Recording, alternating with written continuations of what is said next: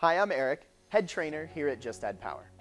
The last 18 months have affected our industry with supply chain shortages and delays, which has led to some other companies not even able to manufacture product. When presented with this challenge, we came up with an innovative solution that requires no compromise to the end user experience. Introducing the KVM series.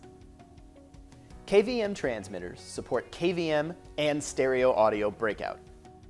Unfortunately, Dolby was unable to deliver the down-mixing chipset that we integrate into our AVP series. Once chips are available, there will be a field modifiable upgrade to add on Dolby Digital down-mixing to the KVM transmitters, making it the same as an AVP transmitter. Going forward, AVP transmitters will no longer be available for purchase and are being completely replaced by the 718 KVM and the 749 KVM. For detailed information, go to justaddpower.com and under the 3G Models tab, scroll down to the 718 KVM. There, you'll find everything you need to know. Thanks for watching.